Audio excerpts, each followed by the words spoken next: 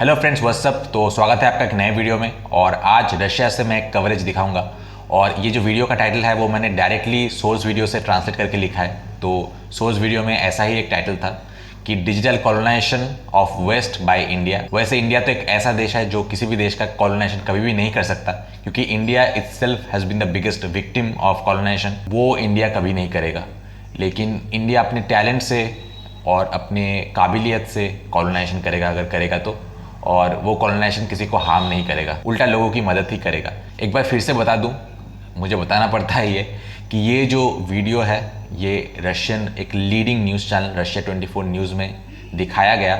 इसका कोई पर्पस नहीं है, ये बिल्कुल न्यूट्रल रिपोर्टिंग है। जैसे पॉजिटिव साइड्स बताए गए हैं, कुछ नेगेटिव साइड्स भी बताए गए हैं। उनका कोई फ़ायदा नहीं होगा अगर वो इंडिया का तारीफ़ करता है तो। और इसीलिए ये जो कवरेज है ये बिल्कुल जेन्युइन है, बेस्ड ऑन फैक्ट्स है, क्योंकि इसका कोई मकसद हो ही नहीं सकता। और अगर कोई मकसद या फिर एजेंडा होता तो एक तरफा होता ना, मतलब सिर्फ पॉजिटिव ही बोलते और सिर्फ प्लीज़ करने के लिए बोलते। लेकिन ऐसा नहीं है, न्यूट्रल रिपोर्टिंग है, पॉजिटिव नेगेटिव दोनों ही है और दोनों ही बेस्ड ऑन फैक्ट्स है। और इस वीडियो का मकसद क्या है? बहुत सारे लोग कुछ मतलब एक ही कमेंट चेप देते हैं जो वो दूसरे फॉरेनर्स के चैनल में चेपते हैं कि अरे यार इंडियंस को तो वैलिडेशन चाहिए, इंडियंस को तो सर्टिफिकेट चाहिए फॉरेनर्स से। ये नहीं है, ये बस एक शेयरिंग है। एक दोस्त से जब आप शेयर करते हैं ना, और वो दोस्त जब आपके अच्छे कामों को सराहता है तो आपको अच्छा लगता है ना।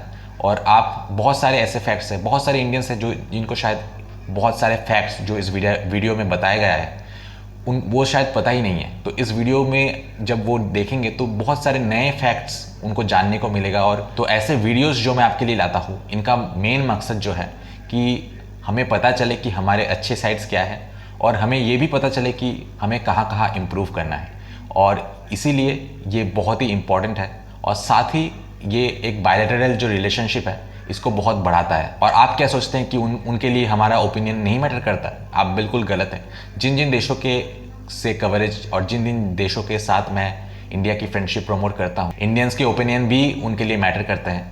और जब इंडियन उनके देश के बारे में कुछ अच्छा बोलते हैं तो उनको भी बहुत अच्छा लगता है और उनमें भी अच्छे खासे व्यूज़ आते हैं। आपको अगर नहीं यकीन तो मुझे आप पर्सनली लिख सकते हैं। मैं आपको कई सारे ऐसे वीडियो दिखाऊंगा जहाँ पे इंडियंस के बारे में बताया गया है और इंडियंस को दिखाया गया है, और वहाँ पे जो उस फॉरेन कंट्री का जो व्यूज़ है वो है, मतलब फॉरेन लोगों ने, उस देश के लोगों ने देखा, और इंडिया के जो ओपिनियंस है वो that really mattered for them, और ये हमेशा रहेगा। तो चलिए फाइनली वीडियो देखना शुरू करते हैं।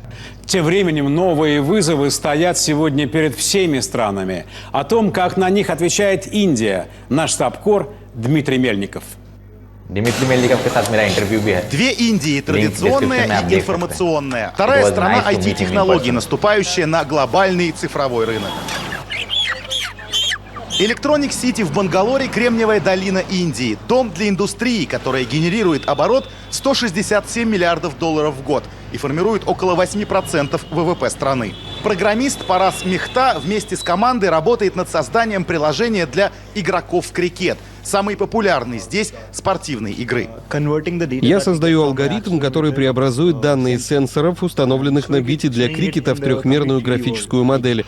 Сама модель показывает тренеру, как двигается игрок, и позволяет улучшить технику удара. Индия и сегодня лидер офшорного программирования. Мировые IT-компании уже давно отдают часть работ по созданию компьютерного кода индийцам. Тысячи фирм и программистов-одиночек в Индии готовят кирпичи, из которых строятся здания программ. Накопленный за годы работы на гигантов опыт однажды должен был разродиться появлением собственных индийских стартапов. Их называют единорогами. Проекты из Индии на миллиард долларов и выше, сумевшие завоевать мировой рынок. За последние лет 10 Индия совершила рывок от, скажем так, обслуживания индустрии IT до создания собственных инноваций и притязания страны на то, чтобы стать одним из центров цифровых технологий в мире. Юные брахманы, представители высшей касты, чтобы считаться хорошо образованными, обязаны не только знать сложнейшую ритуальную практику, но и уметь читать Веды, древнейшие святые писания. В этой школе молодые брахманы штудируют ведические знания на уже мертвом языке санскрите.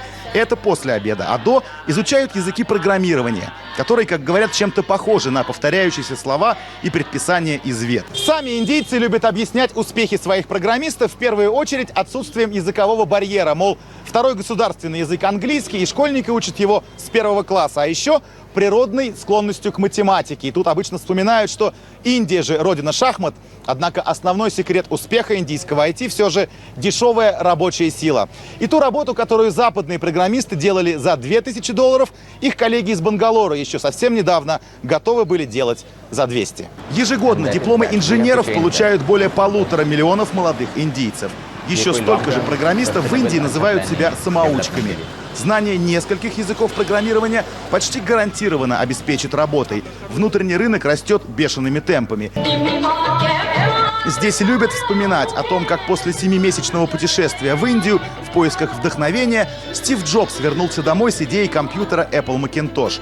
Ведь сами индийцы с одинаковым увлечением умудряются изучать технологии блокчейна, искусственного интеллекта, исследовать ритуалам, которые корнями уходят вглубь веков. На закате сотрудники IT-компании Бангалора приходят на берег озера, чтобы принять участие в древнем ритуале поклонения ведийской богине Зари Ушас. Русское слово «утро», как считается, произошло от ее имени. Этот ритуал омовения в середине ноября совершают индийцы по всему миру. Это то, что мы считаем, нас связывает, так же, как и смартфон. Я могу сидеть здесь, в ашраме, и быть на видеосвязи с друзьями и родными в любой точке мира. Инновации не знают предела, чего бы ты ни достиг. Ты хочешь узнать, а что же дальше? Очевидно, что нас ожидает огромный рост потребностей в специалистах в области машинного обучения и искусственного интеллекта. И мы рассчитываем, что это будут индийские программисты. Тем более, что те, кто уезжал из Индии сейчас, возвращаются назад. Выполнить амбициозную задачу, довести долю цифровой экономики Индии до 1 триллиона к 2022 году. Власти запустили цифровую инициативу, программу отбора и развития перспективных стартапов. И уже в ближайшие годы, уверены ее идеологи, мир станет свидетелем обратной, на этот раз цифровой колонизации Индии Запада.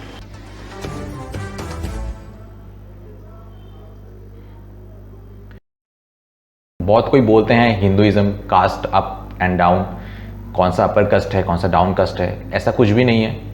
मैं तो बेसिकली डीएवी स्कूल में पढ़ा हूँ और मैं बचपन से यही पढ़ा हूँ और ये मानता भी हूँ कि कास्ट जो है वो काम को डिवाइड करने के लिए बनाया गया था, ना कि इंसानों को डिवाइड करने के लिए। वो काम है कोई भी कर सकता है, मतलब जिसको जो काम पसंद है। एक शूद्र का बेटा अगर उसको पूजा पाठ में इंटरेस्ट हो तो वो भी ब्राह्मण बन सकता है। ये काम है जो कास्ट को डिवाइड करता है और इसमें कोई ऊंच नीच नहीं है और सभी जो है सेम है। ये at some point of time मुझे लगता है किसी ने मिस इंटरप्रेट किया होगा हिंदुइज्म और कास्टिज्म को। और क्योंकि हिंदुइज्म जो हर एक मतलब इंसान, सिर्फ इंसान ही नहीं, इंसान और जानवरों के बीच में कोई फ़र्क नहीं देखता है, सबको इक्वल आंखों से देखता है और ये मानता है कि चाहे वो इंसान हो या जानवर हो, सभी को अच्छे ट्रीटमेंट, सभी को इक्वली ट्रीट करो। तो वो रिलीजन भला कास्टिज्म इंसानों में ऊंच नीच कैसा कर सकता है। Caste was just invented to divide the work and make it easy, nothing else. Caste सिर्फ कामों को डिवाइड करने के लिए बनाया गया था, ना कि इंसान को। ऐसे इंफॉर्मेशन और न्यूज़ का एक ये है कि मतलब आपको मंजिल दिख जाता है, आपको पता है कि हम वहाँ पे जा सकते हैं, लेकिन ऑब्वियसली वहाँ पे जाना ईजी बात नहीं है और बहुत हौसला और बहुत कॉन्फिडेंस की ज़रूरत है और बहुत रिफॉर्म्स की ज़रूरत है। बेसिकली सबसे पहले यंगस्टर्स जो है उनको एम्बिशियस बनना पड़ेगा और वो जो है सर्विस प्रोवाइडर से उनको सर्विस गिवर बनना पड़ेगा। इनोवेशन इज़ द की, क्योंकि ये जो एक सिस्टम है कि कम दाम में कर देंगे, ये बेसिकली वर्कर्स को एक्सप्लॉयटेशन करना भी है और ये अभी फ़िलहाल तो चल रहा है, लेकिन जब भी इंडिया की करेंसी और ज़्यादा स्ट्रांग होगी, जब डॉलर टू INR रेशियो उतना नहीं रहेगा, तब ये एक सस्टेनेबल डेवलपमेंट स्ट्रक्चर नहीं रहेगा, क्योंकि तब जो है उनके लिए वो चीप प्रोडक्शन ऑफ इंडिया वो एप्लीकेबल नहीं रहेगा और वो कोई ऐसा देश ढूंढेंगे जो और भी ज़्यादा चीप करे इंडिया से। तो वो basically it's all in their hand. तो इसका एकमात्र उपाय है कि हम इनोवेशंस और स्टार्टअप्स में ज़्यादा फोकस करें, ताकि इंडिया में कुछ ऐसे सॉफ्टवेयर बने या फिर ऐसे प्रोडक्ट्स बने जिनको हम जो है आउटसोर्स करेंगे, या फिर हमें तो आउटसोर्स करने की ज़रूरत भी नहीं, हमारे पास इतना वर्कफोर्स है। तो उसमें क्या है कि हम डिपेंडेंट नहीं रहेंगे दूसरे देश में और दूसरे देश जो है वो हमारे सर्विस खरीदेंगे बेसिकली पैसे देके। तो ये एक बहुत ही सस्टेनेबल, ये कभी भी डाउन नहीं जा सकता। तो ये जो चीप वर्कफोर्स के ऊपर जो ये प्रॉफिट डिपेंडेंट है, ये ज़्यादा दिन काम नहीं करेगा। We have to think about alternatives. लेकिन फॉर दैट यंगस्टर्स जो है इंडिया के, उनको आगे आके रिस्क लेना पड़ेगा, अपना स्टार्टअप स्टार्ट करना पड़ेगा। और मतलब वो मैं मानता हूँ कि मतलब दुनिया में मेरा आने का पर्पस क्या है, अगर मैं कुछ नया लोगों को नहीं दे सकता तो। बहुत सारे लोग हैं जो मतलब एक रूटीन लाइफ है कि यहाँ तक पढ़ाई ख़त्म करनी है, उसके बाद मैं काम करूँगा किसी और कंपनी के लिए, बीवी करूँगा, बच्चे करूँगा, बस मतलब सिंपल प्लान है। ठीक है एक सेक्शन ऑफ लोग, लेकिन एक सेक्शन ऑफ लोगों को ये भी करना पड़ेगा कि मैं इस दुनिया में आया हूँ तो मैं इस दुनिया में क्या क्रिएट कर सकता हूँ, क्योंकि आपके क्रिएशन ही है, आपके इनोवेशन ही है जो हमेशा दुनिया में रहेगा। आप चले जाएंगे लेकिन आपके इनोवेशंस या फिर आपके जो इनिशिएटिव है इनोवेशन के वो रह जाएगा। एक साइंटिस्ट से मुझे एक बार बात करने का मौका मिला और उन्होंने एक बहुत अच्छी चीज़ कही थी कि देखो इनोवेशन जो हम करते हैं हो सकता है कि वो कोई बड़ा इनोवेशन ना हो सकता है कि वो छोटा इनिशिएटिव हो इनोवेशन का, लेकिन वो भी दुनिया में हमेशा के लिए रह जाते हैं। For example the discovery of water bottles.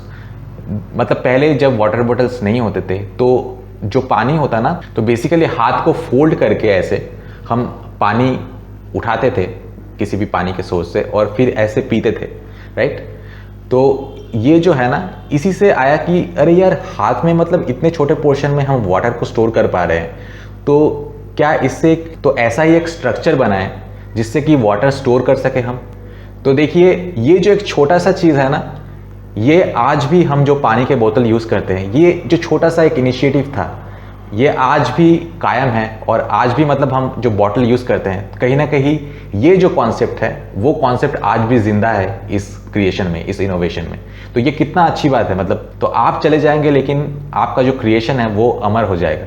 तो ये ऐसा सोचना पड़ेगा और ये जो day to day routine life है इससे बढ़कर कुछ करना पड़ेगा।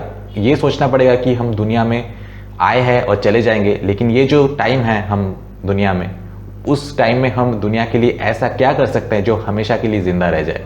तो मिलते हैं आपसे नेक्स्ट वीडियो में। Till then good bye.